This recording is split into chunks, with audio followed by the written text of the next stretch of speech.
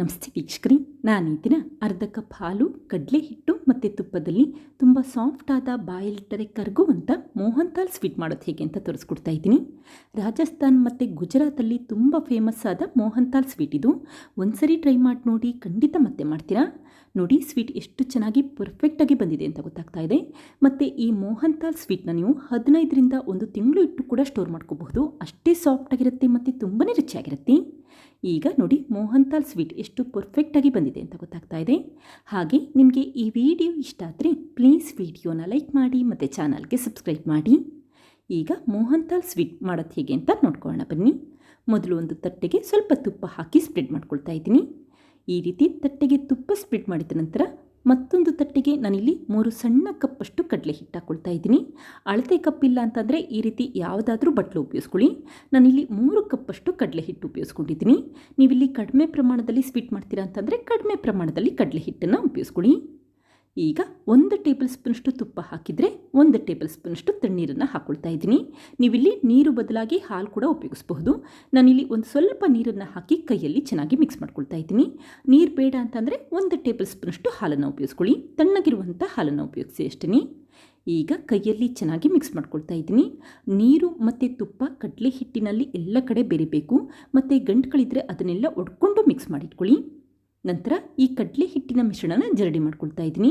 ನೀರು ಮತ್ತು ತುಪ್ಪ ಮಿಕ್ಸ್ ಆದಮೇಲೆ ಈ ರೀತಿ ಸಣ್ಣ ಪುಟ್ಟ ಗಂಟುಗಳಿರುತ್ತೆ, ಅದಕ್ಕೋಸ್ಕರ ಜರಡಿ ಮಾಡ್ಕೊಳ್ತಾ ಇದ್ದೀನಿ. ಆವಾಗ ಗಂಟೆಲ್ಲ ಒಡ್ಕೊಳ್ಳುತ್ತೆ ಮತ್ತು ಕಡಲೆ ಹಿಟ್ಟಿನ ಮಿಶ್ರಣ ಕೂಡ ಪರ್ಫೆಕ್ಟಾಗಿ ಬರುತ್ತೆ ಅಂತಷ್ಟೇ. ಈ ರೀತಿ ಮಾಡೋದ್ರಿಂದ ಮೋಹನ್ ಥಾಲ್ ಸ್ವೀಟ್ ತುಂಬಾ ಚೆನ್ನಾಗಿ ಬರುತ್ತೆ. ಅಂದರೆ ರವೆ ಇರುತ್ತೆ ನೋಡಿ, ಆ ರೀತಿ ಇರುತ್ತೆ, ಮರಳು ಮರಳಾಗಿರುತ್ತೆ. ಸ್ವೀಟ್ ಕೂಡ ತುಂಬಾ ರುಚಿಯಾಗಿ ಬರುತ್ತೆ. ಈಗ ನೋಡಿ, ಜರಡಿ ಮಾಡಿಟ್ಕೊಂಡಿದ್ದೀನಿ. ನೋಡಿ, ಕಡಲೆ ಹಿಟ್ಟಿನ ಮಿಶ್ರಣ ಈ ರೀತಿ ಸಣ್ಣ ರವೆ ಇರುತ್ತಲ್ಲ, ಆ ರೀತಿ ಮಾಡಿಟ್ಕೊಳ್ಳಿ. ಈಗ ಈ ಕಡಲೆ ಹಿಟ್ಟಿನ ಮಿಶ್ರಣ ಹಾಕಿ ಎತ್ತಿಟ್ಕೊಳ್ತಾ ಇದ್ದೀನಿ. ನಂತರ ಮತ್ತೊಂದು ಪ್ಯಾನ್ಗೆ 1 ಕಪ್ಪಷ್ಟು ತುಪ್ಪ ಹಾಕ್ಕೊಳ್ತಾ ಇದ್ದೀನಿ. ನಾನಿಲ್ಲಿ 3 ಕಪ್ಪಷ್ಟು ಕಡಲೆ ಹಿಟ್ಟು ಉಪಯೋಗಿಸಿರೋದ್ರಿಂದ ಈ ರೀತಿ 1 ಕಪ್ಪಷ್ಟು ತುಪ್ಪ ಹಾಕ್ಕೊಂಡಿದ್ದೀನಿ. ನೀವೇನಾದರೂ 1 ಕಪ್ಪಷ್ಟು ಕಡಲೆ ಹಿಟ್ಟು ಉಪಯೋಗಿಸ್ತೀರಾ ಅಂತಂದರೆ 1/4 ಕಪ್ಗಿಂತ ಸ್ವಲ್ಪ ಜಾಸ್ತಿ ಪ್ರಮಾಣದಲ್ಲಿ ತುಪ್ಪ ಹಾಕ್ಕೊಳ್ಳಿ ಅಷ್ಟೇ. ಈಗ ಉರಿನ ಮೀಡಿಯಂ ಫ್ಲೇಮಲ್ಲಿ ಇಟ್ಕೊಂಡು ಚೆನ್ನಾಗಿ ಮಿಕ್ಸ್ ಮಾಡ್ಕೊಳ್ತಾ ಇದ್ದೀನಿ. ಹಾಗೆ ಈ ರೀತಿ ಕಂಟಿನ್ಯೂಯಸ್ ಆಗಿ ಮಿಕ್ಸ್ ಮಾಡಿಟ್ಕೊಳ್ಳಿ. ಆವಾಗ ಮಿಶ್ರಣ ತಳ ಹಿಡಿಯೋದಿಲ್ಲ ಮತ್ತು ಕಡಲೆ ಹಿಟ್ಟು ಕೂಡ ಚೆನ್ನಾಗಿ ಬೆಂದಿರುತ್ತೆ ಅಂತಷ್ಟೇ. ತುಪ್ಪದಲ್ಲಿ ಫ್ರೈ ಮಾಡೋದ್ರಿಂದ ಕಡಲೆ ಹಿಟ್ಟಿನಲ್ಲಿರುವಂಥ ಹಸಿ ಸ್ಮೆಲ್ಲೆಲ್ಲ ಹೊರಟೋಗುತ್ತೆ. ನೋಡಿ, ಕಡಲೆ ಹಿಟ್ಟಿನ ಮಿಶ್ರಣದಲ್ಲಿ ಈ ರೀತಿ ಬುರುಗು ಬರಬೇಕು, ಅಂದರೆ ಕುದಿಲಿಕ್ಕೆ ಶುರುವಾಗಬೇಕು. ಹಾಗೆ ಘಮ ಘಮ ಅನ್ನಲಿಕ್ಕೆ ಶುರುವಾಗಬೇಕು ಮತ್ತು ಸ್ವಲ್ಪ ಬಣ್ಣ ಬದಲಾಗಬೇಕು, ಅಲ್ಲಿವರೆಗೂ ಹುರಿದಿಟ್ಕೊಳ್ಳಿ. ನೋಡಿ, ಈಗ ಮಿಶ್ರಣದಲ್ಲಿ ಬುರುಗು ಬರಲಿಕ್ಕೆ ಶುರುವಾಗ್ತಾ ಇದೆ. ಹಾಗೆ ನೋಡಿ, ಬಣ್ಣ ಕೂಡ ಬದಲಾಗಿದೆ. ಈ ರೀತಿ ಕಡಲೆ ಹಿಟ್ಟು ಬಣ್ಣ ಬದಲಾದರೆ ಹಸಿ ಸ್ಮೆಲ್ಲೆಲ್ಲ ಹೊರಟೋಗಿರುತ್ತೆ ಅಂತಷ್ಟೇ. ನಂತರ ಅರ್ಧ ಕಪ್ಪಷ್ಟು ಬಿಸಿ ಮಾಡಿ ತಣ್ಣಗಿರುವಂಥ ಹಾಲನ್ನು ಹಾಕ್ಕೊಂಡಿದ್ದೀನಿ. ಹಾಲು ಹಾಕಬೇಕಾದ್ರೆ ಉರಿನ ಮೀಡಿಯಂ ಫ್ಲೇಮ್ಗಿಂತ ಸ್ವಲ್ಪ ಕಡಿಮೆ ಇಟ್ಕೊಳ್ಳಿ. ಹಾಗೆ ಕಂಟಿನ್ಯೂಯಸ್ ಆಗಿ ಮತ್ತೆ ಮಿಕ್ಸ್ ಮಾಡ್ಕೊಳ್ತಾನೆ ಇರಿ. ಈ ಮಿಶ್ರಣ ಸ್ವಲ್ಪ ಬಣ್ಣ ಬದಲಾಗುತ್ತೆ ಮತ್ತು ಗಟ್ಟಿಯಾಗಲಿಕ್ಕೆ ಶುರುವಾಗುತ್ತೆ, ಅಲ್ಲಿವರೆಗೂ ಮಿಕ್ಸ್ ಮಾಡಿಟ್ಕೊಳ್ಳಿ. ನೋಡಿ, ಈಗ ಬಣ್ಣ ಬದಲಾಗಲಿಕ್ಕೆ ಶುರುವಾಗ್ತಾ ಇದೆ ಮತ್ತು ಈ ರೀತಿ ಗಟ್ಟಿಯಾಗಬೇಕು, ಹಾಗೆ ಪ್ಯಾನ್ ಬಿಡಬೇಕು, ಅಲ್ಲಿವರೆಗೂ ಮಿಕ್ಸ್ ಮಾಡಿಟ್ಕೊಂಡೆ ಸಾಕು. ಯಾವಾಗ ಈ ರೀತಿ ಕಡಲೆ ಹಿಟ್ಟಿನ ಮಿಶ್ರಣ ಗಟ್ಟಿಯಾಗುತ್ತೆ ಆವಾಗ ತಕ್ಷಣವೇ ಸ್ಟವ್ ಆಫ್ ಮಾಡ್ಕೊಂಡಿದ್ದೀನಿ. ನೋಡಿ, ಸ್ಟವ್ ಆಫ್ ಮಾಡಿದ ನಂತರ ಮತ್ತೆ ಒಂದ್ಸರಿ ಮಿಕ್ಸ್ ಮಾಡಿಟ್ಕೊಳ್ಳಿ.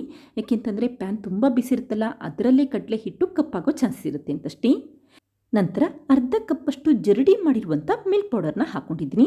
ಮಿಲ್ಕ್ ಪೌಡರ್ ಹಾಕಬೇಕಾದ್ರೂ ಅಷ್ಟೇ ಸ್ಟವ್ ಆಫ್ ಮಾಡಿಕೊಂಡು ಒಂದ್ಸರಿ ಚೆನ್ನಾಗಿ ಮಿಕ್ಸ್ ಮಾಡಿಟ್ಕೊಳ್ಳಿ. ಮಿಲ್ಕ್ ಪೌಡರ್ ಇಲ್ಲಿ ಆಪ್ಷನಲ್, ಬೇಕಿದ್ದರೆ ಉಪಯೋಗಿಸಿ, ಬೇಡ ಅಂತಂದರೆ ಹಾಕಲಿಲ್ಲ ಅಂದರೂ ಕೂಡ ನಡೆಯುತ್ತೆ. ಅರ್ಧ ಕಪ್ಪಷ್ಟು ಖೋವಾ ಬದಲಾಗಿ ನಾನಿಲ್ಲಿ ಮಿಲ್ಕ್ ಪೌಡರ್ನ ಹಾಕ್ಕೊಂಡಿದ್ದೀನಿ ಅಷ್ಟೇ. ಈಗ ಮತ್ತೊಂದು ಪಾತ್ರೆಗೆ 1.5 ಕಪ್ಪಷ್ಟು ಸಕ್ಕರೆ ಹಾಕ್ಕೊಳ್ತಾ ಇದ್ದೀನಿ. ನಾನಿಲ್ಲಿ ಆರ್ಗ್ಯಾನಿಕ್ ಸಕ್ಕರೆ ಉಪಯೋಗಿಸಿರೋದ್ರಿಂದ ಈ ಬಣ್ಣ ಇದೆ, ನೀವು ಬಿಳಿ ಬಣ್ಣದ ಸಕ್ಕರೆ ಕೂಡ ಉಪಯೋಗಿಸಬಹುದು. ಹಾಗೆ 3/4 ಕಪ್ಪಷ್ಟು ತಣ್ಣೀರನ್ನು ಹಾಕಿ ಸಕ್ಕರೆನ ಕರಗಲಿಕ್ಕೆ ಇಟ್ಕೊಳ್ಳಿ. ನಂತರ 1/4 ಟೀ ಸ್ಪೂನಷ್ಟು ಏಲಕ್ಕಿ ಪುಡಿ ಹಾಕಿದರೆ ಈ ರೀತಿ 3 ಹನಿಯಷ್ಟು ಕೇಸರಿ ಬಣ್ಣ ಹಾಕ್ಕೊಳ್ತಾ ಇದ್ದೀನಿ. ಕೇಸರಿ ಬಣ್ಣ ಇಲ್ಲಿ ಆಪ್ಷನಲ್, ಮೋಹನ್ ಥಾಲ್ ಸ್ವೀಟ್ಗೆ ಸ್ವಲ್ಪ ಬಣ್ಣ ಹಾಕ್ತಾರೆ, ಅದಕ್ಕೋಸ್ಕರ ಅಷ್ಟೇ ಉಪಯೋಗಿಸ್ಕೊಂಡಿದ್ದೀನಿ. ನೀವು ಮನೆಯಲ್ಲಿ ಮಾಡಬೇಕಾದ್ರೆ ಯಾವುದೇ ರೀತಿ ಫುಡ್ ಕಲರ್ನ ಉಪಯೋಗಿಸ್ಲಿಕ್ಕೆ ಹೋಗಬೇಡಿ. ಈಗ ನೋಡಿ, ಸಕ್ಕರೆ ಪಾಕ ಗಟ್ಟಿಯಾಗಿದೆ. ಈ ರೀತಿ ಒಂದೆಳೆ ಪಾಕ ಬರಬೇಕು, ಅಲ್ಲಿವರೆಗೂ ಚೆನ್ನಾಗಿ ಕುದಿಸಿಟ್ಕೊಳ್ಳಿ. ಯಾವಾಗ ಒಂದೆಳೆ ಪಾಕ ಪರ್ಫೆಕ್ಟಾಗಿ ಬಂದಿರುತ್ತೆ ಆವಾಗಷ್ಟೇ ಸ್ಟವ್ ಆಫ್ ಮಾಡ್ಕೊಳ್ಳಿ. ಈಗ ಸಕ್ಕರೆ ಪಾಕ ಬಿಸಿ ಇರಬೇಕಾದ್ರೇ ಈ ರೀತಿ ಕಡಲೆ ಹಿಟ್ಟಿನ ಮಿಶ್ರಣಕ್ಕೆ ಹಾಕ್ಕೊಂಡಿದ್ದೀನಿ. ಈ ಸಮಯದಲ್ಲೂ ಅಷ್ಟೇ ಸ್ಟವ್ ಆನ್ ಮಾಡಲಿಕ್ಕೆ ಹೋಗಬೇಡಿ. ಸ್ಟವ್ ಆಫ್ ಮಾಡಿಕೊಂಡು ಬೇಗ ಬೇಗ ಮಿಕ್ಸ್ ಮಾಡಿಟ್ಕೊಳ್ಳಿ. ಈ ಸಕ್ಕರೆ ಪಾಕ ಸ್ವಲ್ಪ ತಣ್ಣಗಾದರೆ ಸಾಕು, ಈ ರೀತಿ ಸ್ವೀಟ್ ಮಿಶ್ರಣ ಗಟ್ಟಿಯಾಗಿಬಿಡುತ್ತೆ. ತುಂಬ ತಣ್ಣಗಾಗಲಿಕ್ಕೆ ಬಿಡಬೇಡಿ. ಈ ರೀತಿ ಸ್ವಲ್ಪ ಬಿಸಿ ಇರಬೇಕಾದ್ರೇ ಬೇಗ ಬೇಗ ಈ ರೀತಿ ತಟ್ಟೆಗೆ ಹಾಕ್ಕೊಳ್ಳಿ. ಚೆನ್ನಾಗಿ ಮಿಕ್ಸ್ ಮಾಡಿಕೊಂಡು ಈ ರೀತಿ ಬೇಗ ತಟ್ಟೆಗೆ ಹಾಕಿ ಸ್ಪ್ರೆಡ್ ಮಾಡಿಟ್ಕೊಳ್ಳಿ ಅಷ್ಟೇ. ಕೊನೆಯದಾಗಿ ಸ್ವಲ್ಪ ಕಟ್ ಮಾಡಿರುವಂಥ ಪಿಸ್ತಾಯಿಂದ ಡೆಕೋರೇಟ್ ಮಾಡ್ಕೊಳ್ತಾ ಇದ್ದೀನಿ. ಮೋಹನ್ ಥಾಲ್ ಸ್ವೀಟ್ ನೋಡಲಿಕ್ಕೆ ಯಾವ ರೀತಿ ಇರುತ್ತೆ ಅದೇ ರೀತಿ ಮಾಡಿಟ್ಕೊಳ್ತಾ ಇದ್ದೀನಿ. ಬೇಕಿದ್ದರೆ ಈ ರೀತಿ ಪಿಸ್ತಾ ಉಪಯೋಗಿಸಿ, ಬೇಡ ಅಂತಂದರೆ ಹಾಕಲಿಲ್ಲ ಅಂದರೂ ಕೂಡ ನಡೆಯುತ್ತೆ.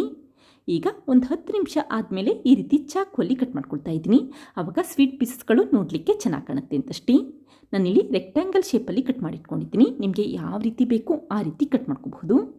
ನಂತರ ಈ ಸ್ವೀಟ್ನ ಒಂದು ಅರ್ಧ ಗಂಟೆ ತಣ್ಣಗಾಗಲಿಕ್ಕೆ ಹಾಗೆ ಇಟ್ಬಿಡಿ. ಈಗ ನೋಡಿ ಸ್ವೀಟ್ ಚೆನ್ನಾಗಿ ತಣ್ಣಗಾಗಿದೆ. ನಂತರ ನಿಧಾನಕ್ಕೆ ಪ್ಲೇಟಿಂದ ಸ್ವೀಟ್ನ ತೆಗೆದಿಟ್ಕೊಳ್ತಾ ಇದ್ದೀನಿ. ನೋಡಿ ಎಷ್ಟು ಸಾಫ್ಟಾಗಿ ಕಟ್ಟಾಗ್ತಾ ಇದೆ. ಹಾಗೆ ಮರಳಾಗಿ ಸ್ವೀಟ್ ಇರುತ್ತೆ ಮತ್ತು ಬಾಯಲ್ಲಿಟ್ಟರೆ ಕರ್ಗೋ ಹಾಗಿರುತ್ತೆ. ಮೈಸೂರು ಪಾಕ್ ಯಾವ ರೀತಿ ರುಚಿಯಾಗಿರುತ್ತೆ ಅದೇ ರೀತಿ ಈ ಸ್ವೀಟ್ ಕೂಡ ತುಂಬಾ ರುಚಿಯಾಗಿರುತ್ತೆ. ಒಂದ್ಸರಿ ಟ್ರೈ ಮಾಡಿ ನೋಡಿ, ಖಂಡಿತ ಇಷ್ಟಪಡ್ತೀರಾ. ಗುಜರಾತ್ ಮತ್ತು ರಾಜಸ್ಥಾನದಲ್ಲಿ ತುಂಬ ಪ್ರಸಿದ್ಧವಾದಂಥ ಮೋಹನ್ ಥಾಲ್ ಸ್ವೀಟ್ನ ನೀವು ಮನೆಯಲ್ಲೇ ಮಾಡ್ಕೋಬಹುದು. ಬೇಕರಿಯಿಂದ ದುಬಾರಿ ಬೆಲೆಯ ಸ್ವೀಟ್ ತರಿಸೋದಕ್ಕಿಂತ ಈ ರೀತಿ ಮನೆಯಲ್ಲೇ ಕಡಿಮೆ ಖರ್ಚಿನಲ್ಲಿ ಸ್ವೀಟ್ ಮಾಡಿ ನೋಡಿ. ಮನೆಯವ್ರಿಗೂ ಇಷ್ಟ ಆಗುತ್ತೆ, ಹಾಗೆ ಮಕ್ಕಳಿಗಂತೂ ತುಂಬಾ ಇಷ್ಟ ಆಗುತ್ತೆ. ನೋಡಿ ಎಷ್ಟು ಪರ್ಫೆಕ್ಟಾಗಿ ಮೋಹನ್ ಥಾಲ್ ಸ್ವೀಟ್ ಬಂದಿದೆ ಅಂತ ಗೊತ್ತಾಗ್ತಾ ಇದೆ. ನೀವು ಈ ಸ್ವೀಟ್ ಮಾಡಬೇಕಾದ್ರೆ ಇನ್ನೂ ದಪ್ಪನಾಗಿ ಸ್ಪ್ರೆಡ್ ಮಾಡಿಟ್ಕೊಳ್ಳಿ. ನಾನಿಲ್ಲಿ ಸ್ವಲ್ಪ ತೆಳುವಾಗಿ ಮಾಡಿಟ್ಕೊಂಡಿದ್ದೀನಿ. ಆವಾಗ ಸ್ವೀಟ್ ಪ್ರಮಾಣ ಜಾಸ್ತಿ ಆಗುತ್ತೆ ಮತ್ತು ನೋಡಲಿಕ್ಕೂ ಕೂಡ ಚೆನ್ನಾಗಿ ಕಾಣುತ್ತೆ ಅಂತಷ್ಟೇ. ನೀವು ಈ ರೀತಿ ಮೋಹನ್ ಥಾಲ್ ಸ್ವೀಟ್ ಮಾಡಬೇಕಾದ್ರೆ ಇನ್ನೂ ಸ್ವಲ್ಪ ದಪ್ಪನಾಗಿ ಮಾಡ್ಕೋಬಹುದು. ಈಗ ಕಟ್ ಮಾಡಿಟ್ಟಂಥ ಈ ಸ್ವೀಟ್ ಪೀಸಸ್ಗಳನ್ನ ಮತ್ತೊಂದು ಪ್ಲೇಟ್ಗೆ ಸರ್ವ್ ಮಾಡಿಟ್ಕೊಂಡಿದ್ದೀನಿ.